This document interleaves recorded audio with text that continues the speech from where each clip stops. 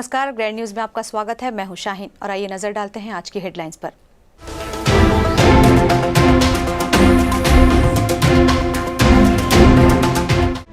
भिलाई के रिसाली स्थित filter plant का दुर्ग सांसद ने किया निरीक्षण। लंबे समय से गंदा पानी आने की मिल रही थी शिकायत।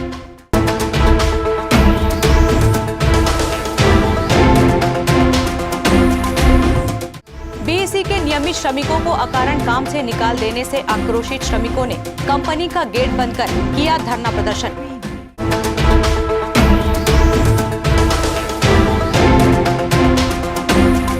टाउनशिप भिलाई का मौसम हुआ खुशनुमा। अचानक हुई बारिश से लोगों ने मौसम के बदलाव में ठंडक महसूस की।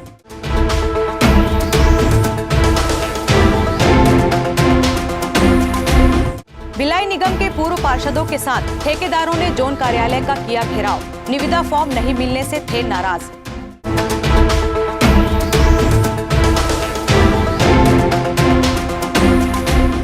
ग्रैंड न्यूज में अब खबरें विस्तार से। भिलाई के टाउनशिप इलाके में पिछले 60 दिनों से मटमैला गंदा पानी आ रहा है। पानी की शिकायत नेता से लेकर अधिकारियों तक की गई, लेकिन नतीजा शून्य निकला। भिलाई इस्पात संयंत्र प्रबंधन टाउनशिप में गंदे व मटमैले पानी की समस्या को दूर करने में अब तक असमर्थ रहे। सांसद विजय बघेल ने भिलाई के रिसाली स्थित फिल्टर प्लांट का निरीक्षण किया और अधिकारियों से चर्चा की। लगभग 65 साल पुराना भिलाई इस्पात संयंत्र अपने टाउनशिप इलाके में गंदा एवं मटमैला पानी से निजात कब दिलाएगा नहीं पता, लेकिन टाउनशिप में रहने वाले 1.5 लाख जनता को गंदा पानी पीने के लिए मजबूर है। दरअसल 2 महीने से गंदा पानी आपूर्ति को लेकर आज दुर्ग सांसद विजय बघेल फिल्टर हाउस का निरीक्षण किया। साथ ही अधिकारियों से चर्चा कर पानी को जल्द से जल्द साफ करने को कहा। विजय बघेल का कहना है कि टाउनशिप में रहने वाले लाख लोगों को जल्द से जल्द साफ पानी मिलेगा। वहीं 235 क्यूसेक पानी गंगरेल डैम से दिया जा रहा है। तांबुला डैम का पानी मटमैला होने के चलते बंद कर दिया गया। शुद्ध पानी देने के लिए बीएसपी प्रबंधन और सिंचाई प्रबंधन दोनों मिलकर अपना कर्तव्य निभा रहे हैं। 1-2 दिन में टाउनशिप में रहने वाले लोगों को शुद्ध पानी मिलेगा। अभी जो पानी आ रहा है 235 क्यूसेक पानी अभी गंगरेल से दिया जा रहा है। तांदुला का पानी अब बंद कर दिया गया है। उसके कारण कुछ शुद्धिकरण भी दिख रही है। मतलब सिंचाई विभाग ने भी अपनी तत्परता दिखाई है, अपनी भूमिका निभाई है। सरकार का भी सहयोग रहा है। उसको बढ़ाने की आवश्यकता है। अगर ज़्यादा फ्लो से पानी आएगा, ज़्यादा पानी आएगा शुद्ध पानी, तो जल्दी डाइल्यूट होगा और हम लोगों तक जल्दी अच्छा पानी दे सकते हैं। तो 2 तरफ से प्रयास चल रहा है। एक तो पानी ज़्यादा है और दूसरा जो पॉलीमर से और अपने एलम से जो पानी शुद्धिकरण का काम चल रहा है, बीएसपी अपनी जिम्मेदारी निभा रही है, सिंचाई विभाग भी अपनी जिम्मेदारी निभा रही है। आज खरखरा से भी पानी छोड़ा गया है।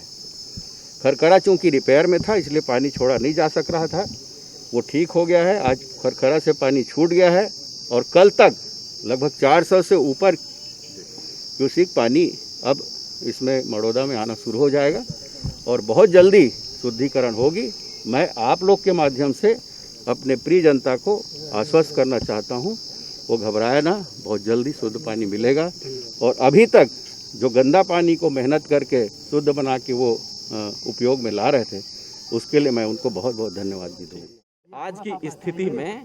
आज की स्थिति में जो हम पानी बना रहे हैं, आज के डेट में जो हम पानी बना रहे हैं वो बिल्कुल पीने लायक है। और हमारा पानी का टेस्ट जो लैब में होता है डेली होता है और सारे के सारे parameters well with in the norms हैं। मैं इतना ही बोल सकता हूँ। बीएसपी प्रबंधन की माने तो आज के डेट में जो पानी हम बना रहे हैं बिल्कुल पीने लायक पानी है। 1-2 दिन में मटमैला रंग पानी से चला जाएगा। वहीं ही गंगरेल डैम से 235 क्यूसेक पानी प्रतिदिन छोड़ा जा रहा है। हर रोज लैब में पानी की टेस्टिंग कर ही टाउनशिप इलाके में पानी छोड़ा जाता है। भिलाई के औद्योगिक क्षेत्र छावनी में भिलाई इंजीनियरिंग कॉरपोरेशन यानी बीईसी, यह नाम किसी पहचान का मोहताज नहीं है। पहले इस कंपनी का नाम उत्पादन को लेकर था, पर आज वर्करों के साथ किए जा रहे उत्पाद को लेकर है। प्रबंधन अपने नियमित कर्मचारियों को जबरदस्ती रिटायर्ड करने पर उतर आया है। अगर वर्कर समय से पहले रिटायर्ड ना ले तो प्रबंधन तरह तरह के तरीके भी अपना रहा है। जिले के नामी कंपनियों में शुमार बीईसी यानी भिलाई इंजीनियरिंग कॉरपोरेशन अपने कर्मचारियों को कंपनी की आर्थिक स्थिति खराब होने का हवाला देकर सेवानिवृत्ति का दबाव बना रहा है, जबकि कर्मचारियों की सर्विस 5 से 10 साल बचा हुआ है। एक तरफ प्रबंधन कंपनी की स्थिति खराब होने का हवाला दे रही है, वहीं नियमित कर्मचारियों को काम न देकर ठेका श्रमिकों से काम करवाए जा रहे हैं। कंपनी में 184 नियमित कर्मचारी हैं, तो वहीं 223 ठेका श्रमिक कार्य करते हैं। इन ठेका श्रमिकों से कम वेतन में अधिक काम लिया जा रहा है। वहीं नियमित कर्मचारियों को 8 से 10 दिन काम देकर रिटायर्ड लेने दबाव बनाया जा रहा है, जिसमें उन्हें 4 किस्तों में सेवानिवृत्ति के बाद की राशि देने का प्रस्ताव भी रखा जा रहा है। ठेका श्रमिक से महीने के 26 दिन काम कराया जा रहा। अब 2 माह से परेशान ठेका श्रमिकों ने श्रम आयुक्त से इसकी शिकायत की है। श्रम आयुक्त ने भी कहा कि किसी भी कर्मचारियों को काम से नहीं निकाला जाएगा। वहीं अपने साथियों को काम पर लेने की मांग करते हुए machine shop, assembly, DNA, transport department, engineering department के कर्मचारियों ने प्रबंधन के खिलाफ अनिश्चितकालीन धरना प्रदर्शन शुरू कर दिया है। बेसिक समस्या जो है यहाँ की सबसे बड़ी जो अभी समस्या आ रही है, जिनकी नौकरी की अवधि 10 साल, 15 साल या उससे अधिक भी बची है, उनको बुला करके प्रबंधन द्वारा दबाव पूर्वक नौकरी से त्यागपत्र देने के लिए बाध्य किया जा रहा है कि हमारी कंपनी में आपके लायक काम नहीं है, आप अभी इस्तीफा दे दीजिए, हम आपको सैलरी नहीं दे सकते हैं। जबकि कंपनी में नियमित कर्मचारियों की संख्या लगभग 180-182 है, उतने ही ठेका श्रमिक भी हैं। नियमित कर्मचारियों को घर पर बैठा करके ठेका श्रमिकों से लगातार महीने के 26 दिन 25 दिन पूरा काम लिया जा रहा है और उनको पूरा पैसा दिया जा रहा है। और हमारे नियमित श्रमिकों को 2 दिन 3 दिन का सेवा लिया जा रहा है और 2-3 दिन का ही उनको भुगतान भी किया जा रहा है। ये मजदूरों के हितों के साथ पूरी तरह खिलवाड़ है। इस मामले में मजदूर भिलाई नगर के विधायक देवेंद्र यादव जी से, कलेक्टर साहब से, माननीय मुख्यमंत्री जी से भी मिल चुके हैं।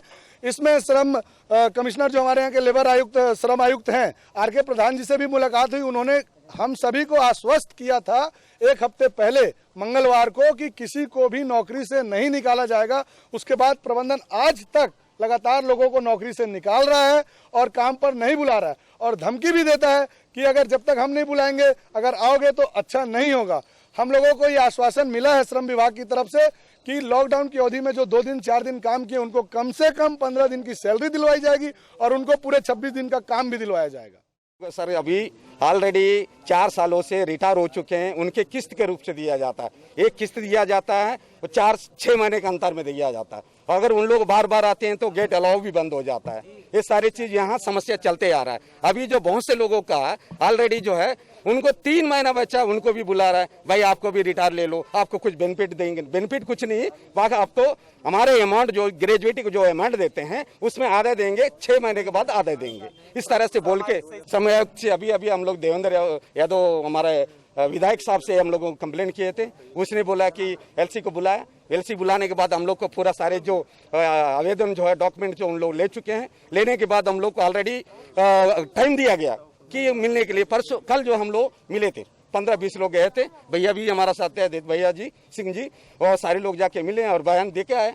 वो बयान देखने आने के बाद एलसी बोले कि आप लोग किसी को नहीं बताया जाएगा, सारे लोग जो है अंदर हम करवाएंगे। ये मेरी जिम्मेदारी 100% जो है आप लोग का मैं वादा करता हूँ। दुर्ग भिलाई में हुई अचानक झमाझम बारिश से एक तरफ किसानों को राहत दी तो वहीं गर्मी से बेहाल आम जनता ने भी राहत की सांस ली।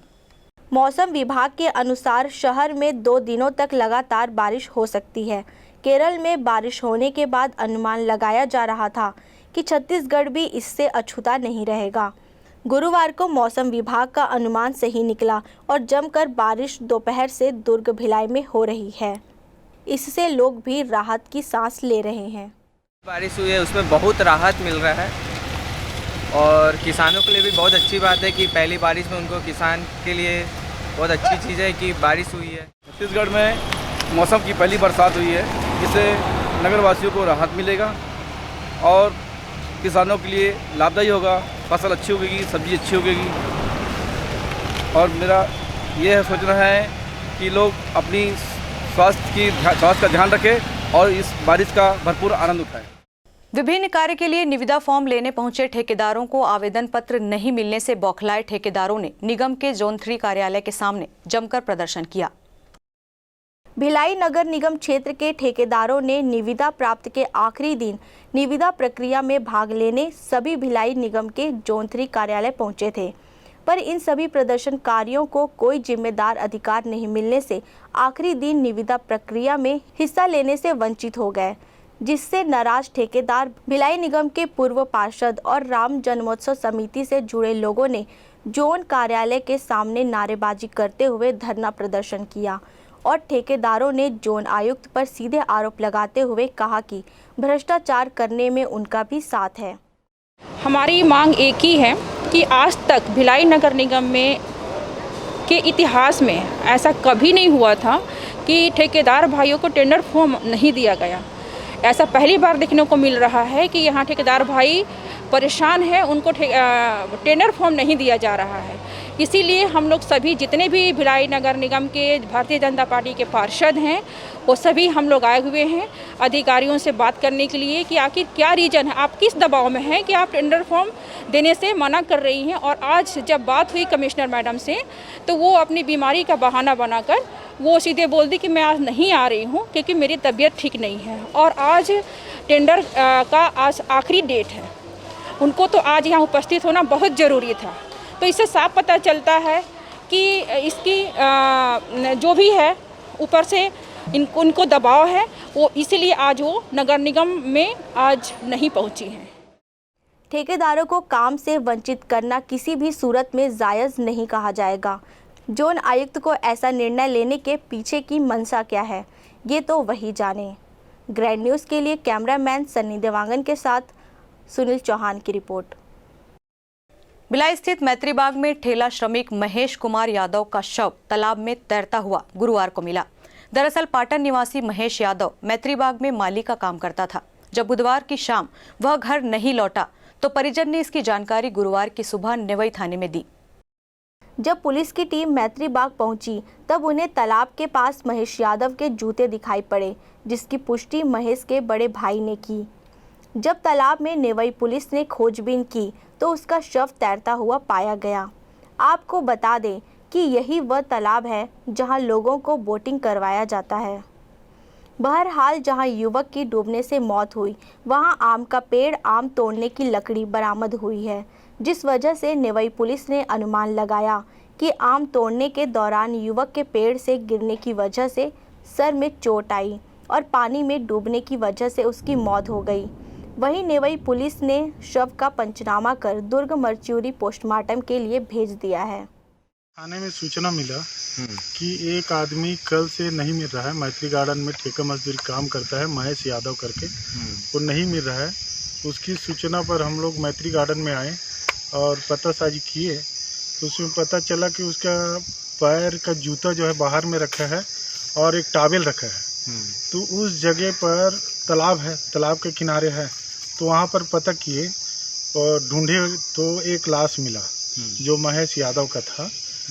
तो उसमें पूरा घटना स्थल का निरीक्षण किया। उसमें ये घटना स्थल में ये पता चला कि एक आम का फल भी टूटकर गिरा है पानी में, उसको निकाले और डंगाली भी टूटा है, आम के पेड़ का एक डंगाली भी टूटा है। तो ऐसा अंदाजा लगा रहे हैं कि आम तोड़ने पेड़ में चढ़ा रहा होगा, डंगाली टूटने से वो नीचे गिरा। नीचे गिरते समय पाइपलाइन गुजरा है, पानी का पाइपलाइन, उसमें उसका सर टकराया है, नाक और कान से खून बह रहा है, उससे टकरा के नीचे गिरा होगा, बेहोश हो गया, पानी में डूब के ख़त्म हो गया। तो उसको आज निकाले हैं लाश को, तो उसके कान से और नाक से ब्लड निकल रहा था। तो उससे यही अंदाज लगा रहे हैं कि वो पाइपलाइन में टकरा के चोट लगा होगा, इस कारण पानी में डूब गया और उठ नहीं पाया। वक्त है एक ब्रेक का, आप देखते रहिए grand news.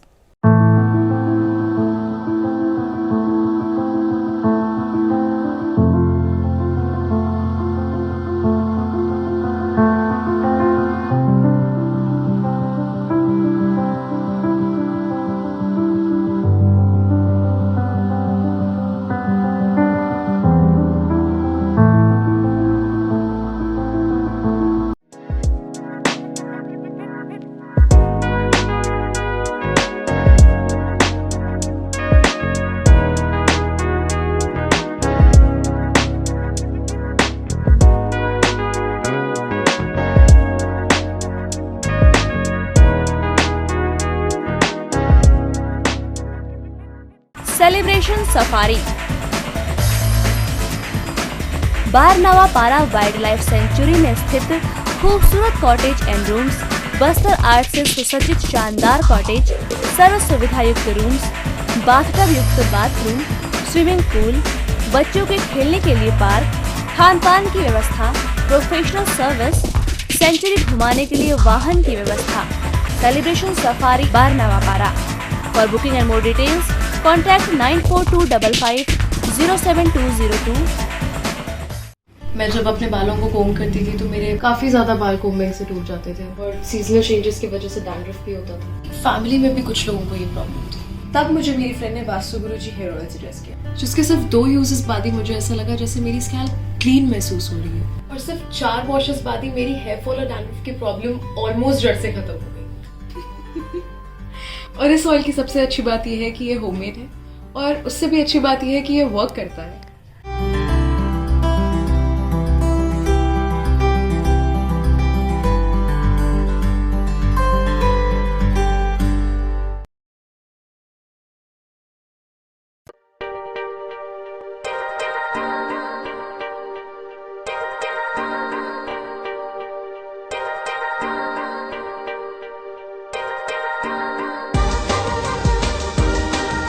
Relationships are forever. Out of all loved ones, your children are most precious. One of our biggest dreams is to give our children's marriage the top in luxury and facility.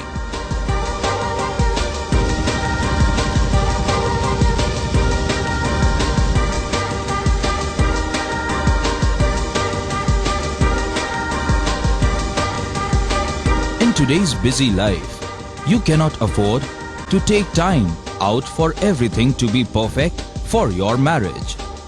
And you cannot compromise on quality of service for your guests. Our customized marriage packages are made just according to your wish. This presentation will acquaint you with the different luxury packed marriage packages available. This package has an elaborate menu with 60 mouth-watering items. Bharat Swagat including welcome drink, snacks and sweets, a breathtakingly decorated welcome gate and the arena decorated with flowers. To give you the best colors in view, we organize special light effects for all areas. We take care of decorating the groom's car to its best attire and exclusive DJ beats for extreme fun and valet parking to make your guests feel like an emperor. Our exclusive add-ons give you unlimited freedom to customize your ceremony to its best.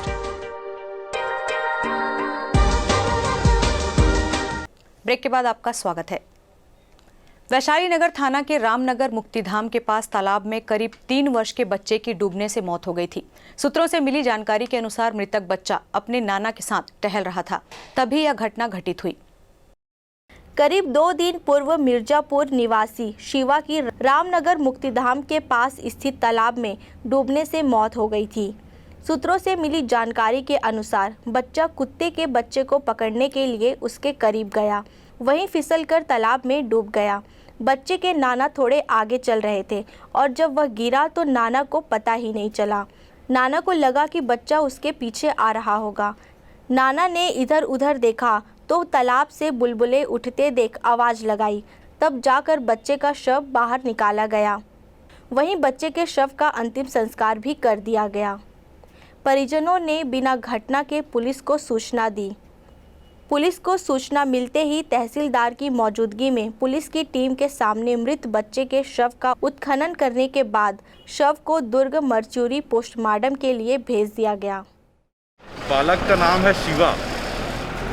ये परसों शाम की घटना है। ये बालक अपने नाना के यहाँ आया हुआ था, जो मूलतः रहने वाला मिर्ज़ापुर का है, और अपने नाना के यहाँ आया हुआ था, जो नाना यहीं रहते हैं मुक्तिधाम में भिलाई में। तो नाना के साथ घूमने के दौरान यहाँ ये दुर्घटना हुई है। ये जो तालाब है मुक्तिधाम की, इसी में तो उसके नाना के द्वारा बताया गया कि लापरवाही या जो भी कारण रहा हो, लापरवाही के कारण और उनसे चूक हुई और बाद में पता चला कि वो बालक जो है शिवा 2 साल का, तो उसकी मृत्यु यहाँ डूबने से हो गई है इस तालाब में। तो आज एज ए एग्जीक्यूटिव मजिस्ट्रेट मेरी उपस्थिति में शव का उत्खनन करवाया गया और शव का उत्खनन के पश्चात इसे जिला चिकित्सालय दुर्ग भेजा गया है पोस्टमार्टम के लिए। ग्रैंड न्यूज़ के लिए भिलाई से कैमरामैन सन्नी देवांगन के साथ सुनील चौहान की रिपोर्ट। कोरोना संक्रमण की लहर के दौरान लगे लॉकडाउन के चलते व्यापार थक गया था। इससे साइकिल की बिक्री भी बंद हो गई थी। भिलाई के साइकिल शोरूम संचालक ने आपदा को अवसर में बदलने की कवायद की और वेबसाइट बनाया, जिससे देश के कई राज्यों में विभिन्न कंपनियों की साइकिल और पार्ट्स की ऑनलाइन बिक्री की। लॉकडाउन की वजह से साइकिल कारोबार भी प्रभावित हुआ है। भिलाई की साइकिल दुकान संचालक ने साइकिल की बिक्री किसी तरह जारी रखने वेबसाइट भी बनाया। इसके माध्यम से नामी कंपनियों की साइकिलों के साथ ही उसके पार्ट्स को भी भेजा गया। जॉगिंग वॉकिंग करने के साथ ही खेल के लगाव वाले लोग सेहत को लेकर चिंतित थे। ऐसे लोगों ने साइकिलिंग को स्वस्थ रहने का बेहतर माध्यम माना। यही वजह रही कि साइकिल की अच्छी खासी बिक्री हुई। यह प्रदूषण रहित आविष्कार अपनी विशिष्टता से लंबे समय तक बिना किसी खर्च के उपयोग किया जाता है। मानव प्रगति और उन्नति के प्रतीक के रूप में साइकिल को स्वीकारता रहा है। यही कारण है कि अब साइकिल में बैटरी लगाकर उन्नति की है। एक देश के प्रमुख से एक गरीब इंसान इसको चला सकता है। जब लॉकडाउन लगा था सर पिछले साल, तो लोगों ने डलगोना कॉफ़ी बनाया था सर। तो तब मैंने क्या किया था, मैंने सोचा कि अभी फ्यूचर क्या आ सकता है। तो मैंने क्या किया, तब हमारे एक वेबसाइट लॉन्च किया www.sanjaycycles1.com। तो उस वेबसाइट के माध्यम से मैंने ऑल ओवर इंडिया सेलिंग कर चुकी है अभी तक। तो सबसे ज़्यादा हमारे पार्ट सेल हुए केरला में, उसके बाद दिल्ली में और उसके बाद हमारे पार्ट सेल हुए झारखंड। उसके बाद फिर दूसरे स्टेट जैसे कि यूपी, बिहार और उत्तराखंड एंड इवन सिक्किम, गैंगटॉक, मणिपुर, इम्फाल तक भी हमने सेल कर दिया है। तो हम अमेज़ॉन सेलर भी है और हम हमारी वेबसाइट के थ्रू भी सेल करते हैं। साइकिलों से ज़्यादा पार्ट्स की सेलिंग की है हमने। अराउंड 60 लाख की पार्ट की सेलिंग की है एंड अराउंड 10 लाख की हमारी साइकिल्स की सेलिंग है। तो ये लॉकडाउन जब लगा था तो लोग बाहर निकल नहीं पा रहे थे, तो उन्होंने सोचा कि मैं वेबसाइट से ऑर्डर कर लूँ। तो इसलिए एक ने मेरी वेबसाइट से ऑर्डर किया, देन उसने अपने फ्रेंड को बताया, रिलेटिव्स को बताया, फिर उन्होंने ऑर्डर किया। तो लाइक हमेशा मेरे पास बल्क में ऑर्डर आते थे। लाइक दिन के आज भी मेरे पास 20,000 के ऑर्डर पर डे के हैं। मतलब कल का भी और आज का भी एवरेज मिला के 20,000 40,000 के सील हो गई 2 दिन में अभी। और लास्ट वीक हमने 2 लाख क्रॉस कर दिया था। तो लाइक ये ऑनलाइन एक्टिविटी हमारी इसलिए पॉपुलर है क्योंकि हम लोग पार्ट्स में भी डील करते हैं और साइकिल्स में भी डील करते हैं और पार्ट्स हमारे पास बहुत ज़्यादा वैरायटी की रहती है। और साइकिलिंग सेहत के लिए लोगों के लिए क्यों फ़ायदेमंद है, तो देखिए साइकिलिंग में क्या होता है, जनरली लोग जब साइकिल चलाने जाते तो कुछ लोग अकेले जाना पसंद करते हैं, कुछ लोग ग्रुप में जाना पसंद करते हैं। तो जो लोग ग्रुप में जाना पसंद करते हैं, देखो साइकिलिंग आपको फिजिकली तो फिट बनाता है, ये मेंटली भी फिट बनाता है। एक होता है कि आप सिर्फ फिजिकली फिट हो, मेंटली फिट नहीं हो। तो क्या आप कितना भी फिजिकली फिट हो जाओ, अगर आप मेंटली फिट नहीं हो तो आप फिजिकली फिट भी नहीं हो, ये गारंटी है। लेकिन अगर आप मेंटली फिट हो तो आप फिजिकली फिट भी हो, ये हो सकता है। ठीक है, तो साइकिलिंग से बेनिफिट क्या हो जाता है, आपको एक इकोसिस्टम मिलता है। मतलब आप साइकिल जब राइड करते हैं तो आप देखते होंगे कि आपके आजू बाजू दूसरे लोग को, आप जब बाहर मॉर्निंग पे निकल रहे राइड करते हो, दूसरे लोग, कुछ लोग अपना काम करते हैं, कुछ काम वाले अपने झाड़ू वाड़ू लगाते हैं। तो ये सारी चीज़ें देख के दिल को सुकून भी मिलता है। फिर पेड़ पौधे इतने सारे, पोल्यूशन फ्री, गाड़ियाँ कम चलती सुबह के टाइम 6 बजे 7 बजे। उस टाइम दूसरे साइकिलिस्ट को आप हाई हेलो भी बोल सकते हैं, उनकी मदद कर सकते हैं अगर वो कहीं फंस गए हैं तो ये सारी चीज़ें क्या बहुत इंपॉर्टेंट है। ये हमें लाइफ स्किल्स भी सिखाती है। सिर्फ ये नहीं कि आप साइकिलिंग एज एन एक्टिविटी और कोरोना ऐसा है, डर पैदा है इसलिए मत चलाइए, ये थ्रू आउट कंटिन्यू रहना चाहिए जी। और ये आप देख रहे होंगे, आपका इसमें इन्वेस्टमेंट कुछ नहीं है साइकिलिंग में। आप सोच रहे होंगे ये सिंगल टाइम इन्वेस्टमेंट है 15,000 to 20,000। अगर आपने अच्छी गियर साइकिल खरीद ली, उसके बाद उसको आप अपग्रेड कर सकते हैं, उस पर हाई क्वालिटी इक्विपमेंट्स उसी साइकिल में लगा सकते हैं, आपको दूसरी साइकिल खरीदने की ज़रूरत नहीं है। बाइसिकल चलाने से कई गंभीर बीमारियों से बचा जा सकता है, जैसे हार्ट अटैक, कुछ कैंसर के प्रकारों से, मोटापे से आदि से। आज के समय में साइकिल को अपने जीवन में ढालकर हर किसी उम्र का व्यक्ति स्वस्थ रह सकता है। मानव संचालित साइकिल चलाना सीखना भी एक कला है। आजकल एक भाग दौड़ वाला जीवन हमें अस्वस्थ और तनाव में रखता है। इससे दूर रहने के लिए हमें अपनी जीवन शैली बहुत आसान और बिना उलझी हुई बनाने की ज़रूरत है। ग्रैंड न्यूज़ के लिए भिलाई से कैमरामैन सन्नी देवांगन के साथ सुनील चौहान की रिपोर्ट। बालोद जिले के दल्ली राजहरा में 44 वर्ष पूर्व 2 व 3 जून को गोलीकांड में शहीद हुए 11 मजदूरों की याद में शहादत दिवस मनाया गया। छत्तीसगढ़ माइंस श्रमिक व छत्तीसगढ़ मुक्ति मोर्चा के बैनर तले शहीद चौक स्थित शहीद मजदूरों की समाधि में पुष्प अर्पित कर उन्हें श्रद्धांजलि दी। उनकी शहादत को याद करते हुए मजदूर व किसानों की हक में लड़ाई लड़ने प्रण किया गया। यही नहीं, छत्तीसगढ़ मुक्ति मोर्चा कार्यालय परिसर में भी श्रद्धांजलि सभा आयोजित कर उन्हें अपनी श्रद्धा सुमन अर्पित किया गया। कोविड नियमों का पालन करते हुए बेहद सादगी व कम लोगों की मौजूदगी में यह आयोजन संपन्न हुआ। गौरतलब है कि 2 जून रात्रि और 3 जून 1977 में अपने हक और अधिकार को संवैधानिक तरीके से मांग रहे खदान मजदूरों के ऊपर गोली चलाया गया, जिसमें बालक सुदामा सहित कुल 11 साथी शहीद हुए। उन शहीद साथियों की याद में हर साल मोर्चा द्वारा शहीद दिवस शपथ दिवस के रूप में 2 व 3 जून को मनाते आ रहे हैं। आज 44वें शहादत दिवस मनाया गया। शहीद दिवस मनाते हैं हर साल 2 और 3 जून को शहीद दिवस मनाते हैं और 44 साल हो गया हमारे संगठन को। हर साल 44 साल से हम लोग लगातार इसको मना रहे हैं और इसी शहीदों की बुनियाद पर जो रज्जाक कमीशन जो बैठा था इस गोलीकांड की जांच में, उन्होंने एक स्पष्ट निर्देश दिया है अपने जांच आयोग की रिपोर्ट में कि मजदूरों में जो असमानता के कारण जो है यहाँ पे गोली चली, वो असमानता आज भी है और इसलिए दिल्ली राजधानी के मजदूर या देश के मजदूर आज भी समान काम समान वेतनमान की मांगों को लेकर के आज भी लड़ाई कर रहे हैं और ये आंदोलन जो है जारी रहेगा। शहीदों की कुर्बानी हमेशा याद रखा जाएगा, शहीदों की कुर्बानी कभी के लिए, क्योंकि आज का पीरियड जो कोरोना का है और इस कोरोना के तमाम चीजों को मानते हुए उसकी पालन करते हुए भी जो है हम लोगों ने शहीदों को आज 3 जून के समय में हम लोगों ने श्रद्धांजलि अर्पित किया है। समय रहते सजगता से बची जान। दुर्ग जिले के अंतर्गत आने वाले ग्राम कोनारी निवासी पन्नालाल साहू जब अपने खपरेल के घर को बरसात से पहले खपरेल को छाने की व्यवस्था में लगा हुआ था, उसी बीच खपरेल में बैठा 6 फीट का कोबरा नजर नहीं आया। सुबह के ठंडे वातावरण में गांव के ही साथी मित्र को लेकर गांव के आंगन में रखे खपरेल को व्यवस्थित कर छांट रहे थे ताकि अच्छे खपरेल को छाने लायक रख सके। तभी पन्नालाल साहू को खपरेल के मध्य छुपे कोबरा सांप नजर नहीं आया, जो कि वयस्क अवस्था का था। कोबरा सांप खपरेल में ही अपना आशियाना बना रखा था, यह किसी को पता ही नहीं चल सका। ना ही कोई कभी किसी के इतने बड़े आकार का कोबरा सांप देखा गया था। गर्मी के दिनों में मिट्टी के बने खपरेल ठंडे होते हैं। ज़्यादा संख्या में आंगन में रखे खपरेल सांप का आशियाना बन गया। परिवार के सदस्य को पता ही नहीं चला। छत्तीसगढ़ के ग्रामीण भागों में मिट्टी के बने खपरेल के मकान दिखे जाते हैं, क्योंकि यह गर्मी के दिनों में ठंडक देते हैं। गांव के रवि ठाकुर ने समझदारी दिखाते हुए लोगों को वहां से दूर किया ताकि सर्पदंश की घटना से कोई आहत ना हो।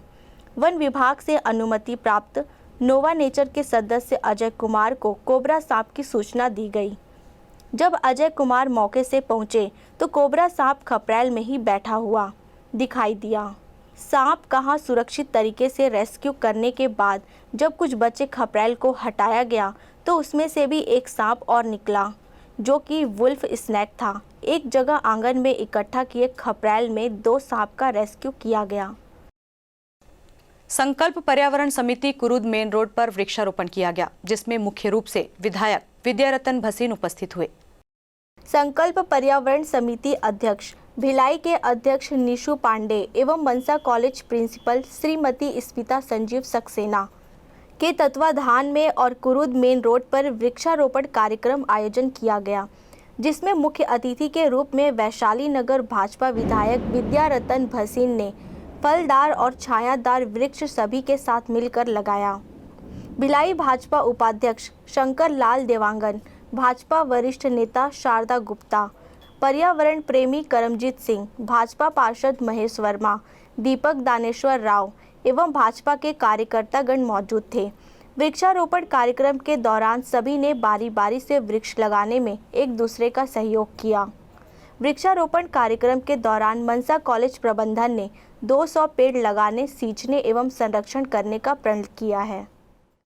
मोदी जी के जो 7 साल पूरे हुए उस उपलक्ष्य में भी, और दूसरा पर्यावरण की दृष्टि से बरसात आने को है, ये वृक्षारोपण कार्यक्रम आज प्रारंभ कर और संदेश देना चाहते हैं कि जो नेचर में इनबैलेंसिंग आ गई है, इसको बैलेंस करने के लिए वृक्षों का होना बहुत आवश्यक है। ये वृक्ष निश्चित ही आज इन बच्चों ने लगाए हैं, इनके काम नहीं आने वाले पीढ़ियों के काम आएंगे। और वो पीढ़ियाँ याद करेंगी इस चीज़ को, मनसा ग्रुप को याद करेंगी, और वे लोग जो इसमें परोक्ष और अप्रोक्ष से जुड़े हुए हैं उन सबका इसमें योगदान माना जाएगा। तो मैं इन सबको साधुवाद देता हूँ, एक अच्छे काम की पहल शुरू है। और इनके साथ ही साथ मनसा ग्रुप की प्रिंसिपल भी खड़ी है, उनके पूरा स्टाफ दिखा, इनसे इतना रिक्वेस्ट जरूर करूँगा, ये पेड़ लग रहे हैं, अब इनको जिंदा रखने की जिम्मेदारी उनके पास है। पेड़ जिंदा रहेंगे तो इसका लगाने का जो उद्देश्य है, इसका हेतु है, वो पूर्ण होगा। अन्यथा आज लगाए अपन ने और कल खत्म हो गया, तो ये औपचारिकता बन, ये प्लीज एक औपचारिकता बन के मत रहे। इस उद्देश्य की पूर्ति में मैं अपनी कामना करूँ। मनसा महाविद्यालय और संकल्प पर्यावरण समिति का एक सौजन्य से जो हम लोग ने कार्य किया है, चूँकि ये अभी नई रोड बनी है, तो हमारी इच्छा थी कि इस रोड पर पूरी तरह पेड़ लगाए जाएँ दोनों तरफ, और निशु पांडे सर ने इसमें हमारा सहयोग किया आकर के। अभी हमने 100 से 150 पेड़ का टारगेट रखा है जो इस रोड पर पूरा लगाया जाएगा, और उसका संरक्षण का कार्य भी हमारे महाविद्यालय और सभी स्टाफ के सहयोग से किया जाएगा। तो इसके लिए मैं आदरणीय भाषी सर, जिनके आशीर्वाद से संभव हुआ है, पांडे सर जिन्होंने हम लोग को बहुत सहयोग दिया, और मेरे सभी स्टाफ जिन्होंने पूरा अपना सहयोग देने का वायदा किया है और इन पौधों को जिंदा रखने का वचन लिया है। तो मैं उम्मीद करती हूँ कि आगे आने वाले दिनों में 1-2 साल के अंदर ये रोड आपको बहुत हरी भरी दिखाई देगी। कि यहाँ के वृक्ष लगाएं और इनको जिंदा रखने की जिम्मेदारी भी ऐसे स्कूल और कॉलेजेस आगे आए और इस तरह की भूमिका निभाएं। जैसा कि हम कोरोना काल में देख चुके हैं कि ऑक्सीजन की कमी के कारण कितनी परेशानी हुई, तो कम से कम अब लोग जागे, एक पेड़ हर आंगन, एक पेड़ इस मुहिम में साथ दे। हर आंगन एक ऑक्सीजन प्लांट, खुद का ऑक्सीजन प्लांट, एक पेड़ हमें कई ऑक्सीजन देता है, हमको दिखाई देता है। तो इतनी जिम्मेदारी समझते हुए हर इंसान एक पेड़ अवश्य लगाए। बस इसी के साथ साथ धन्यवाद, और मैं हसीन जी का धन्यवाद देना चाहूँगा जो समय निकाल के यहाँ पे आए, शंकरलाल देवंगन जी का धन्यवाद देना चाहूँगा, शारदा गुप्ता जी का और करमजीत सिंह का। आज हमारे वैशाली नगर के लोकप्रिय विधायक आदरणीय विद्यारतन भसीन जी के मार्गदर्शन में मनसा कॉलेज के सौजन्य से भाई निशु पांडे जी के हमारे सहयोगी जो हैं, उनका ये निश्चय है कि हमारा वैशाली नगर भी हरा भरा हो। इसी प्रण को लेते हुए हम सभी साथी यहाँ पे एकत्रित हुए हैं वृक्षारोपण के लिए। मैं सभी वैशाली नगर विधानसभा के लोगों से आह्वान करूँगा कि वे अपने घर के आगे वृक्षारोपण करें और वृक्ष को बड़ा होने तक उनकी देखभाल करें, ताकि हम जो सेक्टर और इस साइड जो वैशाली नगर में असमानता है टेम्परेचर का, वो समानता को मेंटेन कर सकें। आप सभी से विदा लेने के पूर्व आपको बता दें कि ग्रैंड न्यूज का खास कार्यक्रम रूबरू देखना ना भूलें, लक्ष्मी विश्वकर्मा के साथ। फिलहाल मुझे दीजिए इजाजत, नमस्कार।